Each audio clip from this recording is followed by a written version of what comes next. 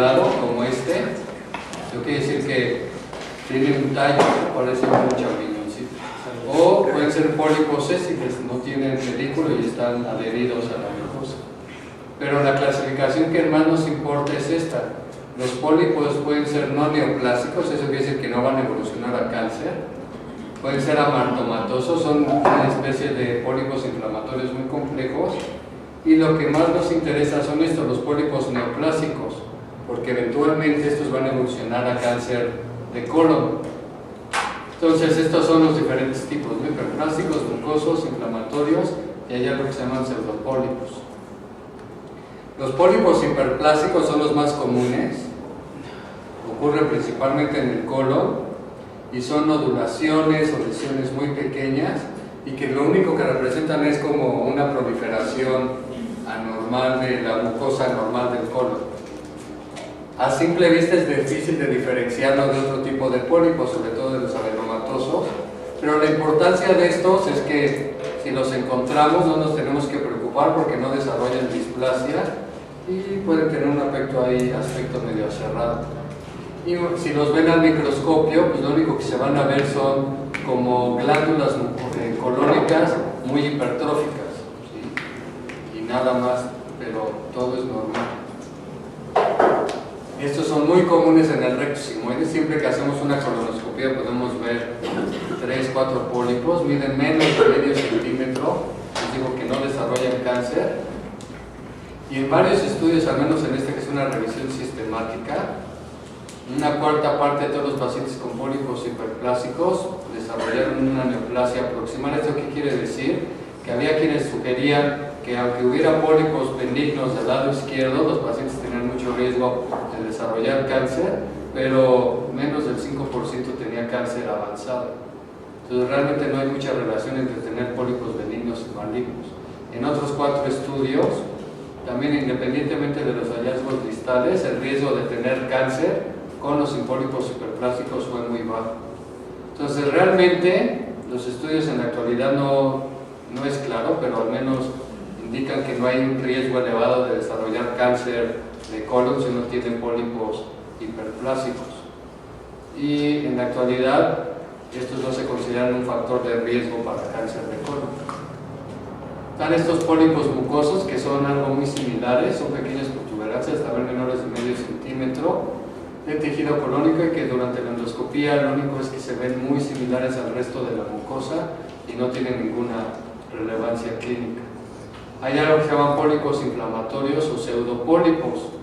Esto lo vemos en las enfermedades inflamatorias intestinales o en lesiones ulcerosas. Entonces lo que representan es que son islas de tejido colónico normal. Ahora les enseño una fotografía. Entonces resultan de una ulceración. ¿Eso qué quiere decir? Que hay una úlcera y en medio de la úlcera hay todavía mucosa normal. Entonces si la úlcera es muy extensa, esa mucosa normal les puede dar la idea de que es un pólipo, pero es lo único sano del colon. Entonces son muy comunes en la enfermedad inflamatoria intestinal, suelen ser múltiples o filiformes, se distribuyen en toda la superficie del colon que está afectado, sobre todo donde hay mayor actividad de la enfermedad. Y este es un ejemplo. Esto, si lo ven a simple vista, van a decir que sí es un pólipo, pero realmente lo que representa es tejido normal. Todo esto alrededor es una úlcera activa, ¿sí? Entonces esto es un pseudopólipo. Si yo le tomo biopsias aquí, va a salir colon normal o probablemente algo inflamado, y el tejido que está afectado es este, ¿vale? Y luego puede haber lesiones polipoideas, pero submucosas. Y esto, ¿cómo nos damos cuenta? Porque la mucosa de esta parte está normal. Lo único es que hay algo abajo de la mucosa. Entonces pueden ser agregados linfoides, acúmulos de grasa, tumores del músculo, puede haber lo que se llama neumatosis cistoides, que nada más acúmulo de gas, hemangiomas, fibromas. Cualquier célula que esté en las capas del intestino les puede dar estas lesiones. Y lo más común es el linfoma, y generalmente o de preferencia deberían de ser evaluadas con ultrasonido endoscópico. ¿Por qué? Porque el ultrasonido endoscópico nos deja ver la capa en la que nace y sus características. Por ejemplo, esto pues es muy difícil saber qué es, ¿no? Al hacer el ultrasonido endoscópico se ve hipoecoico con algunos puntos hiperecoicos, y aquí no es muy claro en la foto, pero nace de una capa que se llama muscularis propia. Entonces, estos hallazgos sugieren que esto es un leiomioma o un tumor estromal. Entonces, en estos casos, pues sí hay que biopsiarlos, igual quitarlos con cirugía o con endoscopía. Pero si en lugar de ver esto hipoecoico lo viéramos hiperecoico y naciera de la submucosa, podríamos decir que es un lipoma y no hay que hacerle nada al paciente. Entonces, esa es la relevancia, la utilidad del ultrasonido endoscópico y de estudiar bien esto. Luego hay unos pólipos que se llaman pólipos amartomatosos. Es una malformación benigna y que semeja a una neoplasia. A simple vista la ven ustedes, van a creer que es un tumor, pero está compuesta por una combinación de tejido normal que crece de manera desorganizada. Y hay diferentes pólipos amartomatosos. Dentro de esos pólipos amartomatosos hay una subclasificación que se llama pólipos juveniles o poliposis juvenil. Entonces, igual son pólipos amartomatosos, o sea, son benignos o compuestos de tejido normal que tienen lámina propia, glándulas quísticas dilatadas, casi no hay células epiteliales. Se extirpan porque crecen tanto que producen sangrado o pueden ser responsables de diarreas perdedoras de proteínas. Se diagnostican a cualquier edad, aunque son mucho más comunes en la infancia. Rara vez son secundarias a algo que se llama síndrome de poliposis juvenil, que vamos a ver más adelante. Tienen una forma de herencia autosómica dominante y generalmente cuando los vemos están asociados a algo que se llama Peutz-Jeghers. ¿Okay? Y es esto si ustedes lo ven así a simple vista, dicen, pues seguro ahí tiene un cáncer, pero no. Nada más son células colónicas normales, pero todas desorganizadas. ¿Sí? Entonces generalmente son benignas, pero crecen progresivamente y pueden provocar obstrucción o sangrados. Y los pacientes con el síndrome de Peutz-Jeghers sí pueden tener neoplasias en otras partes del tracto gastrointestinal, como en estómago, en colon, en páncreas o en algunos otros órganos, ¿sí? Y el riesgo es 50% mayor después de los 60 años, ¿sí? Hay otro síndrome que se llama Cronkite-Kanada, que también no es familiar, es una poliposis amartomatosa y se asocia a otras alteraciones fenotípicas, alopecia, hiperpigmentación cutánea, onicodistrofia, diarrea, pérdida de peso y dolor abdominal porque crecen y pueden provocarles, ya les dije, o diarrea perdedora de proteínas o pseudoobstrucción. Son de apariencia no neoplásica. El problema es que sí provocan mortalidades tempranas en 55% de los casos por sangrado o insuficiencia cardíaca, y el tratamiento es apoyo nutricio, corticosteroides y antibióticos. Ahora, lo que más nos importa son los pólipos que se pueden hacer malignos. ¿Sí? Entonces ya vimos todos estos. Pólipos benignos, que es el 30% de todas las poliposis, hiperplásicos, inflamatorios y amartomatosos. El 60% de todos los pólipos que podamos ver en el colon van a ser adenomatosos, que son los de potencial maligno. ¿Sí queda claro entonces ya toda esta clasificación de pólipos? Porque uno lee pólipos y ya no sabe dónde ponerlos, ¿no? Entonces, estos son los que nos importan, los adenomatosos. Pueden ser de diferentes tipos. Los esporádicos, que son los que ocurren en cualquier persona común y corriente como ustedes, sin antecedentes familiares ni nada, les hacen una colonoscopia y les sale un pólipo adenomatoso, entonces se llama poliposis esporádicas. Pero hay otros pólipos o síndromes polipósicos adenomatosos que tienen un componente hereditario. El clásico es la poliposis adenomatosa familiar o FAB, que la vamos a ver ahora, o algo que se llama también síndrome de Lynch. ¿Sí? Entonces, estas tres son la forma en cómo se presentan los pólipos malignos o con potencial maligno. Estos adenomas, les digo la importancia, es porque siguen esta secuencia adenoma-carcinoma. ¿Esto qué quiere decir? Que puede haber una mucosa normal, de pronto por alguna razón genética o no, se desarrolla un pólipo adenomatoso y a lo largo de los años, que antes le lleva unos 10-12 años, crece al grado de desarrollar cáncer. Obviamente esto no es inmediato. Puede haber un adenoma sin displasia, luego pasa a displasia de bajo grado, displasia de alto grado y cáncer. Entonces, esto nos permite poder o intentar detectarlos a tiempo o hacer programas de escrutinio o de vigilancia. ¿Por qué? Porque si yo le hago una colonoscopia a alguien y tiene este pólipo, se le quito, pues ya le evité al menos que ese pólipo se haga cáncer. ¿Qué tan rápido tengo que hacer otra colonoscopia? La vamos a ver más adelante. Pues si alguien tiene pólipos, pues se lo tengo que hacer mínimo en unos 5 años. ¿Por qué? Porque yo ya sé que pueden pasar 10 años y puede ser que haya tenido un pólipo tan chiquito que yo no puedo ver, que si me espero 10 o 12 años ya es muy tarde. Entonces se lo tengo que hacer antes. En una persona sin pólipos, pues a eso sí la podemos dejar un poco más de tiempo. Entonces los pólipos adenomatosos, aproximadamente 60% son adenomas y que por definición son displásicos o que tienen potencial maligno. Casi todos los cánceres colorectales se van a originar en estos adenomas, el 95%. Y aunque solo 5% de ellos va a progresar a cáncer, y esto es porque los estamos detectando a tiempo y los quitamos. El tiempo que de evolución entre que hay un adenoma y se desarrolla cáncer es como de 7 a 10 años. Y el riesgo es mayor en adenomas avanzados. Ahora les voy a decir que es un adenoma avanzado. Un adenoma avanzado de alto riesgo son pólipos que miden más de 1 centímetro, que tienen en la biopsia un componente velloso o túbulo velloso y que ya tienen displasia de alto grado. Y obviamente, si son múltiples, eso le eleva el riesgo al paciente. Si ustedes los ven en una biopsia, les pueden reportar pólipos tubulares, vellosos y tubulovellosos. Lo único que los diferencia es el aspecto. Los tubulares, pues se ven nada más las glándulas así como cilindros, son la mayoría y son los que menos agresividad tienen. Sí van a evolucionar a cáncer, pero no son tan agresivos o no lo hacen tan rápido. Los vellosos, que afortunadamente son los menos frecuentes, son los que más rápido evolucionan a cáncer. Y si ustedes los ven en la biopsia, se ven como pelitos. Y los tubulovellosos, que son los segundos más frecuentes, es combinación de los dos y también suelen ser un poco más rápidos en su progresión. Entonces esto nada más nos indica también para saber qué tan rápido no le tenemos que hacer una colonoscopia a un paciente con pólipos. Si alguien tiene un pólipo tubular pequeñito que no cumple ninguna de estas características, le puedo hacer una colonoscopia en 5 años.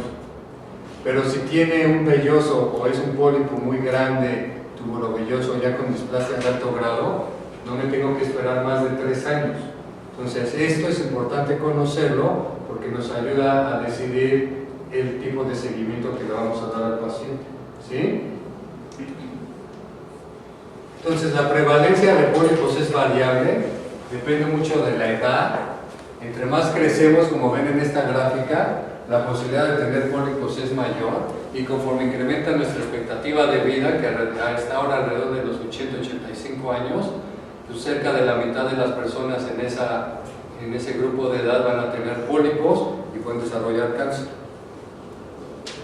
Entonces, por esta razón, porque siguen la secuencia adenoma-carcinoma y que con la edad avanzada el riesgo de cáncer y de pólipos incrementa, hay normas de seguimiento y de vigilancia. El estudiar y conocer los pólipos es porque es la única forma que tenemos de prevenir el cáncer de colon. Entonces, en base a esto, cualquier persona que tiene o que está alrededor de los 50 años ya va a tener una posibilidad del 20 a 30% de tener un pólipo. ¿Eso qué quiere decir? Que 3 de cada 10 personas en los 50 años, puede ser que para los 60, si no les hicieron una colonoscopia y tenían un pólipo, se van a morir de cáncer de colon. Y hemos visto que las personas de 70 años, en las autopsias, la mitad o un poco más ya tienen pólipos. Los pólipos son más comunes en hombres, aquellos mayores de 9 milímetros son más comunes en gente negra y también obviamente tienen un riesgo elevado. Ahora, estos números y estas figuras de epidemiología que siempre son bien aburridas, lo que nos ayudan es a decidir que en la actualidad cualquier persona sana debe de hacerse una colonoscopia inicial a los 50 años.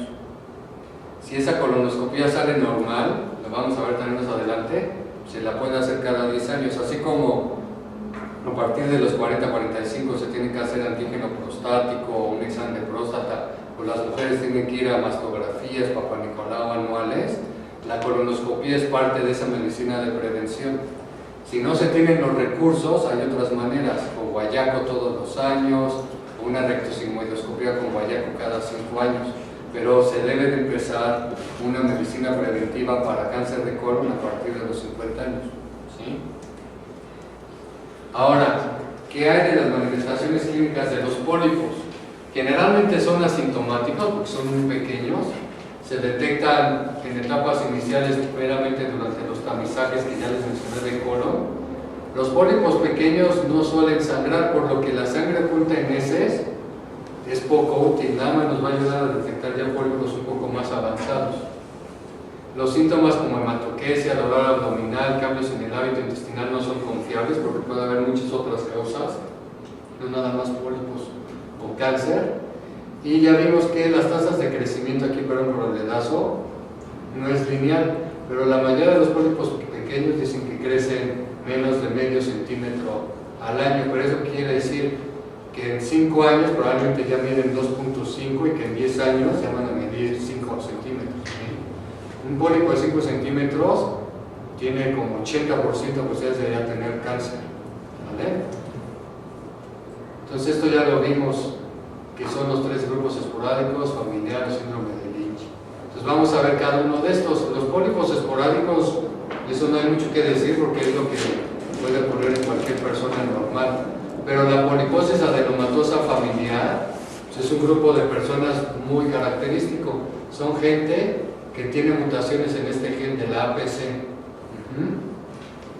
Se transmite de forma autosómica dominante. ¿Eso qué quiere decir? ¿Cuántos van a estar afectados en una generación? 20%, 30%, 50%, 70%, 100% porque es dominante, 50%. Y cuando es recesivo, ¿cuánto se afecta? 25%. Entonces, la mitad de la gente con la mutación, porque proviene de la familia, va a poder tener esta mutación. Esto va a provocar que estas personas tengan 100 hasta 1000 pólipos o adenomas en todo el colon.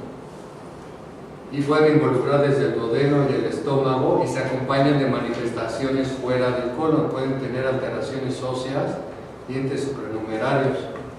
Estas personas, como tienen tantos pólipos, es imposible quitárselos por colonoscopía, es imposible quitar 100 pólipos. Si de quitar 5 ya es complicado, quitar 100 más con mucho mayor riesgo.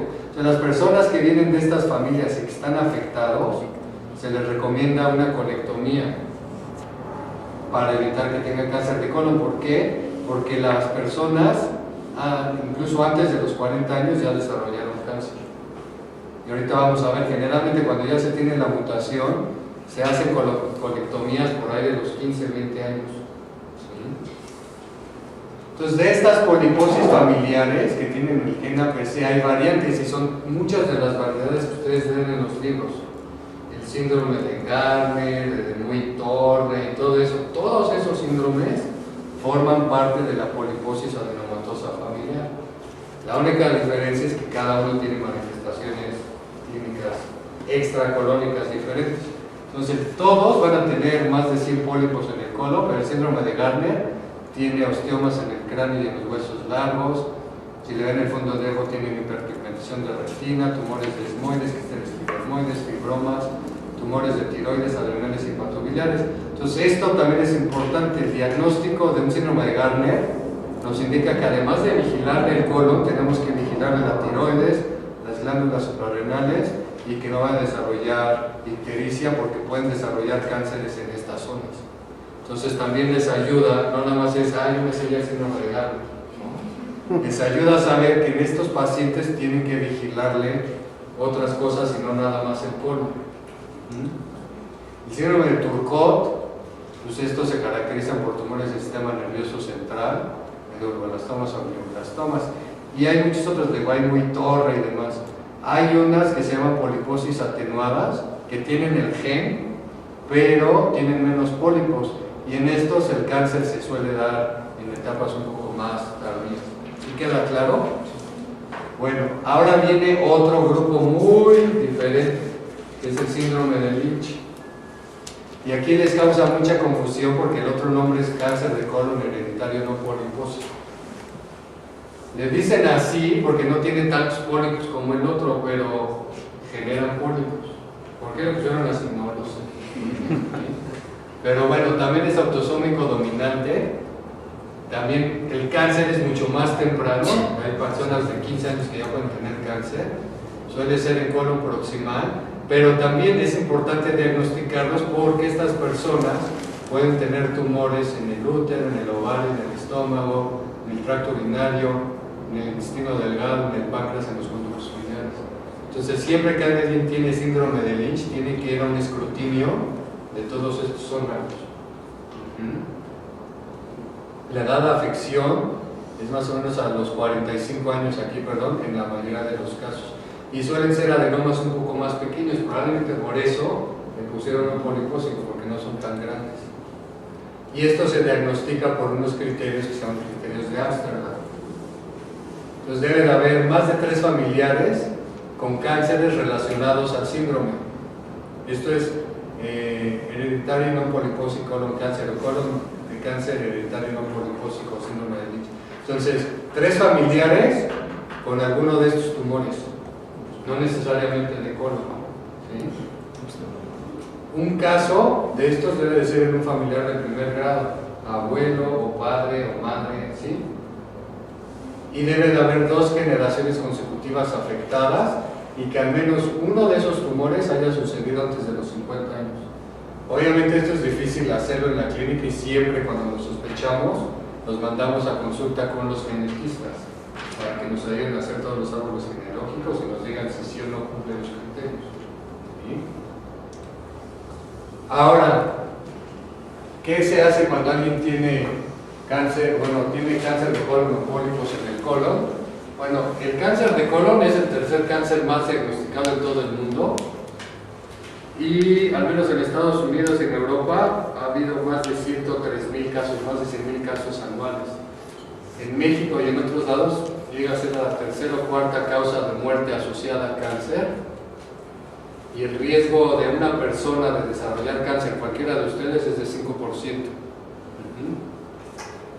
La tasa de mortalidad disminuye, y eso es por qué, porque tenemos al menos buenos y mejores sistemas de vigilancia y con las colonoscopías podemos estar resecando pólipos antes de que evolucionen y los tratamientos, incluso ya en cáncer de colon, son bastante efectivos.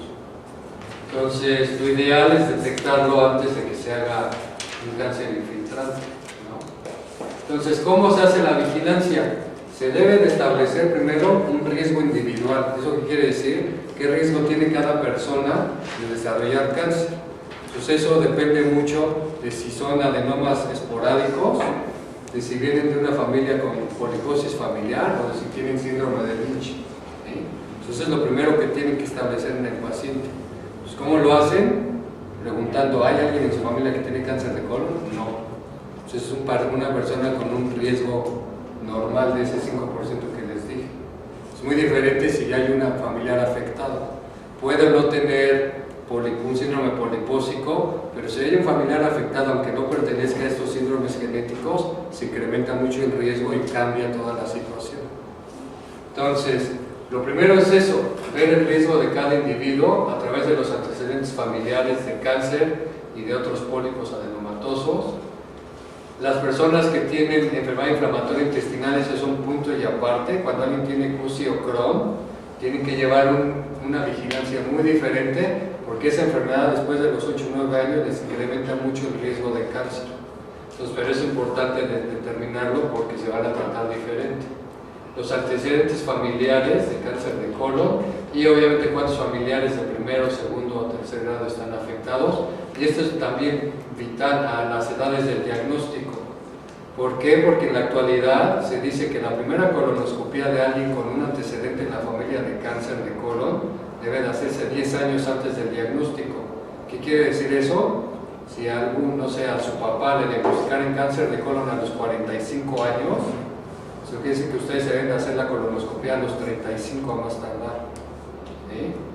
Entonces, por eso es importante saber la edad de diagnóstico de las otras personas. Entonces, el riesgo promedio se contesta si no a las 3 preguntas estas que les dije, las los antecedentes familiares, enfermedad inflamatoria intestinal o desarrollo de síndromes polipósicos. Si no hay nada de eso, se dice que es un cáncer de colon o un pólipo esporádico. Si hay una respuesta positiva a eso que les dije, pues obviamente requiere un tamizaje especial. ¿Qué otros factores, además de los familiares y genéticos, hay para cáncer de colon? Las altas con ingestas de carne roja, alimentos procesados, alimentos fritos o carbonizados. Conforme México se ha ido industrializando, nuestro riesgo de cáncer ha incrementado y nuestro riesgo de otras enfermedades ha aumentado. Llámese CUS y Crohn, que lo estamos viendo antes, que antes pensamos que era de pura gente europea, lo vemos incluso lamentablemente en personas de muy escasos recursos y tiene mucho que ver con la industrialización del país. Tiene cosas buenas, pero tiene otras cosas malas. El sedentarismo, la obesidad, el tabaquismo, el alcoholismo y la diabetes son otros factores asociados a cáncer de colon. Los síntomas ya vimos, es muy raro que nosotros podamos detectar cáncer temprano. Ya cuando alguien sangró o se tapó del colon, es porque ya tiene un cáncer muy avanzado. Pues lo ideal es detectarlo antes. Pues el problema es que no da síntomas. ¿Qué hacemos? Pues hacer tamizajes para detectar pólipos pequeños. Entonces hay varios exámenes que lo pueden encontrar, ¿no? Hay exámenes que revisan la estructura del colon para ver áreas anormales como la sigmoidoscopía, colonoscopía, colon por enema con doble contraste o una colotac. Y hay otros que nos pueden ayudar a encontrar cáncer. Esto implica evaluar las heces para signos de cáncer como sangre o incluso material genético. Hay otros menos invasivos, pero estos son poco probables que nos ayudan a saber si hay pólipos o no. Entonces, las estrategias de vigilancia se basan en como los pros y contras de cada estudio. Entonces hay sigmoidoscopía flexible, esto es muy rápido y seguro, no necesita sedación, lo pueden hacer en su consultorio y generalmente si un paciente se va a seguir con sigmoidoscopía flexible se tiene que hacer cada 5 años. El problema es que lo único que vemos es la parte izquierda del colon, es muy raro que se vean pólipos pequeños, como el paciente no está sedado sí es muy desagradable y si está anormal, o sea, que encontremos un pólipo del lado izquierdo, estamos forzados a revisarle todo el colon. La colonoscopía pues, tiene la ventaja de revisar todo el colon, podemos tomar biopsias, podemos quitar pólipos, si es normal se puede hacer cada 10 años y pues, nos ayuda a diagnosticar otras enfermedades que están provocando diarrea, sangrados o demás. También tiene sus limitaciones, puede ser que no vea pólipos pequeños. Depende mucho de la preparación o cómo se preparó el paciente. Obviamente es más costosa, se pierde un día de trabajo mínimo, requiere sedación y tiene algunos otros riesgos propios del examen. El colon por enema doble contraste, pues sí ve todo el colon, es relativamente seguro, se puede hacer cada 5 años, pero igual no suele ver ni siquiera pólipos medianos, requiere de todos modos que el paciente se enlace por completo y puede dar falsos positivos y siempre que hay algo alterado en el colon por enema, termina en colonoscopia el paciente. Tampoco nos permite quitar pólipos y obviamente si es anormal ya les dije que necesita colonoscopia. Hay algo que se llama colonoscopia virtual o tomografía o colotomografía, también es rápido, seguro, ve todo el colon, se puede hacer cada 5 años, pero no nos deja quitar pólipos, también da falsos positivos y si es anormal necesita colonoscopia. La sangre oculta en heces no significa ningún riesgo o daño al colon, no necesita preparación, es muy barato, puede realizarse en casa. El problema es que no nos ayuda a distinguir nada, puede ser que ni siquiera detecte cánceres en etapas tempranas porque estos no suelen ulcerarse. Necesita una dieta previa al examen, ¿por qué? Porque si ustedes usan una prueba común y corriente de guayaco, esa no distingue entre sangre humana o sangre de pollo o sangre de res que se comieron en el bistec de ayer, ¿sí? Entonces puede tener muchos falsos positivos y generalmente los pacientes deben de quitarse todas las carnes rojas o cosas que contengan sangre hasta una semana antes. Entonces por eso se ha desarrollado una prueba inmunológica que es un poco más cara, pero no está accesible, se llama FIT. Y entonces esta detecta sangre humana. El problema es que es más costosa, vale, en los laboratorios privados valdrá como 2.500 pesos. Entonces también no tiene ningún riesgo, no necesita dieta ni nada y puede realizarse en casa. Tiene la misma cantidad de de limitaciones, y si alguien por ahí se chupó el dedo con sangre, pues a veces puede salir positiva, ¿no? Pero nada más. Entonces, esta es la manera más o menos de estratificar a los pacientes. Si alguien tiene síntomas de cáncer de colon, que sería baja de peso, sangrados, obstrucción y demás, pues ¿qué hay que hacer? Pues una colonoscopía, se ve el tumor y hay que hacerle estadiaje con tomografía, PET, lo que quiera, para ver si se opera o no. Pero si alguien no tiene síntomas de colon como ustedes, pues tenemos que evaluar el riesgo, ¿no? Entonces llega un paciente a su consultorio y está, pues mal, no sé, porque tiene gastritis, ¿no? Pero tiene 50 años y le preguntan, ¿hay pacientes familiares o sea, con cáncer de colon? Sí, no, o sea, tienen que hacer todas esas preguntas, y en base a eso ya ustedes pueden definir si es una persona con un riesgo promedio o un riesgo elevado. Si no hay ningún antecedente en su familia de ningún tipo, tienen que valorar la edad. Si tienen su edad, ¿ustedes harían una colonoscopia ahora? Pues no, ¿no? Pero si es alguien de 50 años, ahí sí se la tienen que sugerir. Si es una persona con un riesgo elevado, independientemente de la edad, si lo que tiene es una historia personal incluso de pólipos, pues ya dependiendo del tipo de pólipos, hace cuánto se hizo la colonoscopia, ya le dicen cuándo hacerse la otra. Pero si nunca se ha hecho una colonoscopia y hay antecedentes en la familia, ya depende de lo que les dije. Puede ser que si tiene 30 años y a su papá le diagnosticaron cáncer a los 45, bueno, todavía tiene 5 años para hacerse uno. Entonces así tienen que ir jugando con toda esa información. Y más o menos es esto, en una persona promedio así como ustedes, que quizás es lo que más les puedan preguntar, mayor de 50 años que no tiene historias de adenomas o cáncer de colon ni en él, ni en la familia, ni tiene enfermedad inflamatoria intestinal, tienen estas 3 opciones de vigilancia. En un mundo ideal sería hacer una colonoscopía. Si esa colonoscopía es completamente normal, se repite cada 10 años.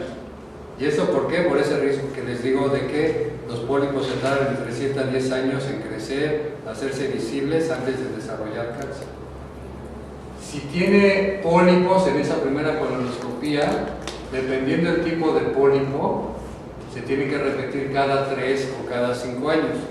Entre más pólipos y más grandes, si sean tubulares o vellosos o con componente cerrado, pólipos de alto riesgo necesitan colonoscopías cada 3 años.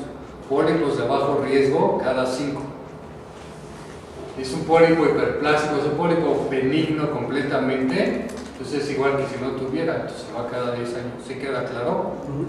Si no tienen colonoscopía o el paciente de plano no quiere, pues otra opción es hacerle sangre oculta en heces cada año y una rectosigmoidoscopía cada 5. El problema es que si alguno de esos sale positivo, va a terminar en colonoscopía, ¿va? Si no tienen sangre oculta en heces, pues lo ideal es nada más rectosigmoidoscopía. Igual, si es negativa, esta se tiene que hacer cada 5 años. Si es positiva o hay un adenoma en el colon izquierdo, se va a colonoscopía. Y si le hacen nada más sangre oculta cada año y cuando salga positiva, pues se va a ir a colon. ¿Sale? No está tan difícil, ¿no? El síndrome de Lynch ya quedamos que es algo muy diferente. Entonces, estos necesitan colonoscopía a partir de los 20 años o 2 a 5 años antes del diagnóstico más temprano en la familia. Aquí es al revés, si alguien tuvo cáncer a los 30, pues necesita probablemente por ahí de los 28 años hacerse el cáncer. No, perdón, si es de 25 para abajo, se tiene que hacer 2 o 5 años antes, ¿va? Y tienen que estarlo vigilando para estas neoplasias, ya sea hacer histerectomía profiláctica o estarle haciendo ultrasonidos anuales. A veces se tiene que hacer vigilancia con endoscopia cada 2 o 3 años o con cápsula endoscópica. De esto no hay tantos criterios de vigilancia, pues cada quien le hace como mejor le parezca. ¿Dudas, preguntas? ¿Ya saben todo de pólipos? ¿Seguro? Ya vamos a terminar.